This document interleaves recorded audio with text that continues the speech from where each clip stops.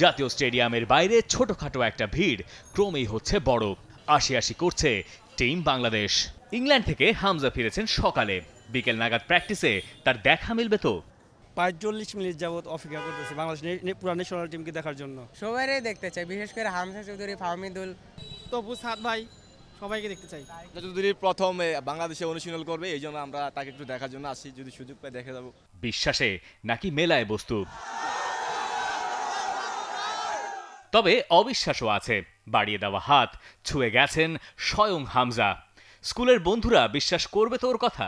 ভাতই তো খাবো না। কেন ভাত খাবেন না কেন? চামিচ দিয়ে। মানে কেন হাত দিয়ে ভাত খাবেন না কেন? সবাইকে যা বলবো, আমি আজকে হামজা চৌধুরীকে দেখছি। ওয়ালটন আবারও মিলিয়নিয়ার অফারে ওয়ালটন ফ্রিজ কিনে আপনিও হয়ে যেতে পারেন মিলিয়নিয়ার। বাংলাদেশ দল স্টেডিয়ামের ভেতর। কাল বাদে পরশু ভুটানের সঙ্গে friendly match. Close door training এর নাম। সংজ্ঞা অনুযায়ী কাক পক্ষীরও প্রবেশ নিষিদ্ধ। মিডিয়া বা সমর্থক অনুমতি নাই কারো। দূর থেকে যতটুকু দেখা যায় ওইটুকুই সম্বল।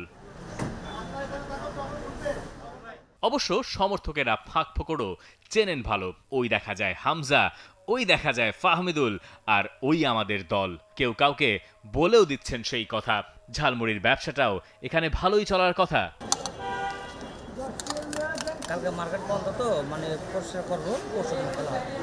জাতীয় স্টেডিয়ামে বাংলাদেশ কোচ হাভিয়ের কাবরেরার এটি তৃতীয় দিন।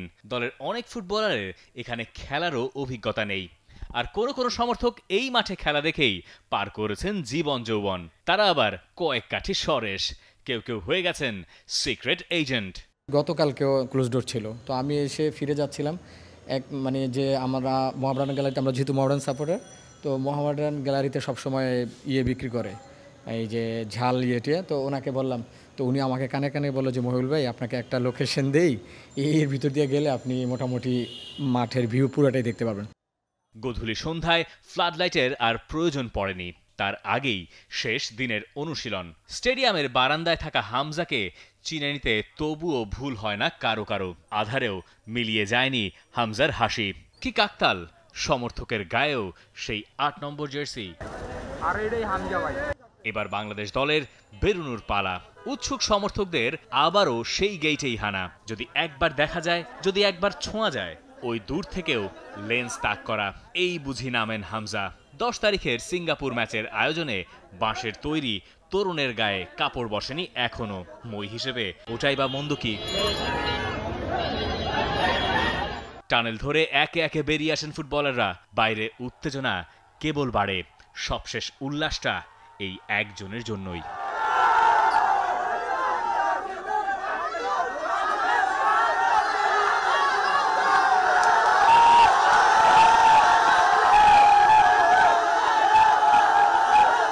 স্টেডিয়াম থেকে 1.5 কিলোমিটার দূরত্বে সমর্থকদেরই আরেকটি অংশ গোমড়া মুখে বসে আছে বাংলাদেশ ফুটবল ফেডারেশনের সামনে।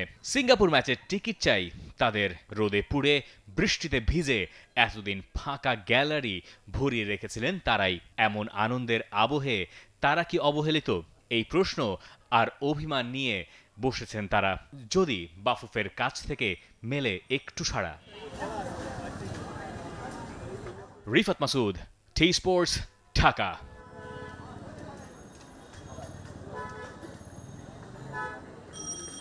For more updates, subscribe to our YouTube channel and click on the bell icon.